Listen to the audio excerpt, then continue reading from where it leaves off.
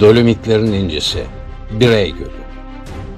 Dağlar, ağaçlar ve gölün iç içe olduğu, sizi kendinizden geçirecek bir manzara.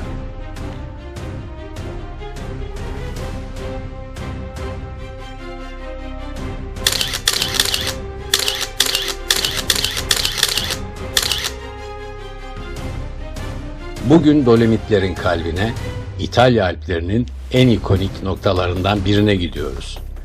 Cortino d'Ampezzo'da konakladığımız Olimpia Karavan Kampı'ndan yola çıkarak yaklaşık 1 saatlik keyifli bir sürüşle dağların yavaş yavaş birbirine yaklaştığı bir yolda ilerliyoruz.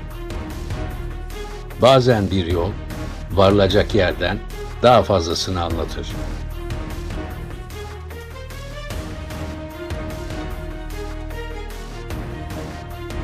Gölün etrafında yürümeye başlıyoruz. Ve işte Birey Gölü.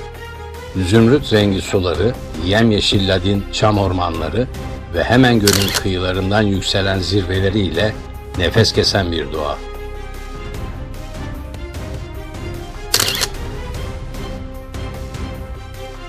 Birey Gölü denince akla gelen ilk sahnelerden biri de bu ahşap kayıkhane.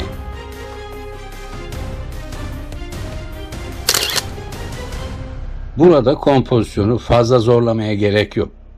Doğa zaten sahneyi kurmuş durumda. Işık burada sabit kalmıyor. Bulutlar geçtikçe renkler de değişiyor. Turkuaz, yeşil, gri. Aynı su her dakika başka bir hal alıyor.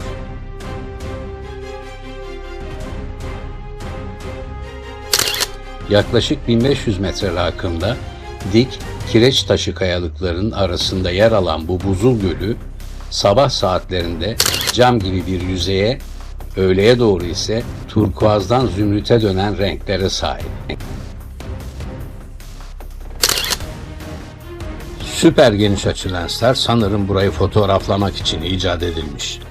Sabahın erken saatlerinde gelmenizi tavsiye ediyorum. Işık muhteşem.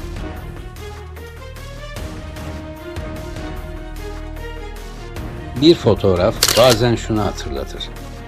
Doğa her zaman ana karakterdir. Biz sadece kadraja girip çıkan misafirleriz.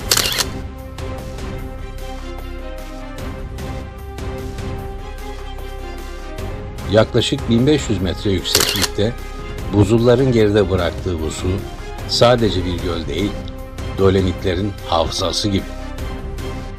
İlk bakışta insan konuşmak istemiyor. Sadece durup izlemek yeterli. Birey Gölü'nün etrafında yaklaşık 4 kilometrelik yürüyüş parkuru var. Yavaş tempoda sık sık durarak fotoğraf çektiğinizde bu yürüyüş gerçekten bir keşfe dönüşüyor.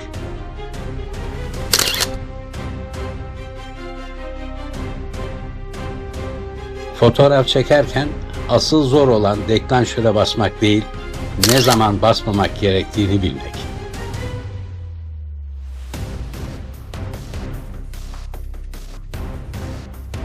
Eğer şanslıysanız ve ışık doğruysa, dağların göldeki yansımaları günün en etkileyici anlarını oluşturuyor.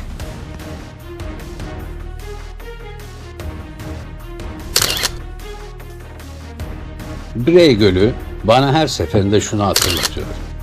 İyi bir fotoğraf bazen sadece doğru anda orada olmayı gerektirir.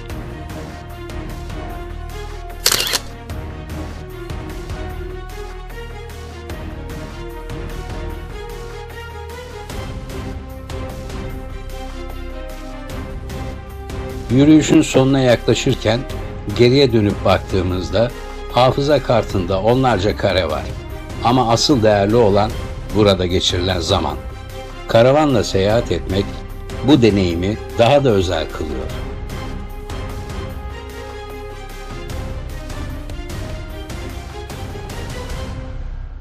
Bir sonraki fotoğrafa yolculuğumuzda görüşmek dileğiyle. Hoşça kalın.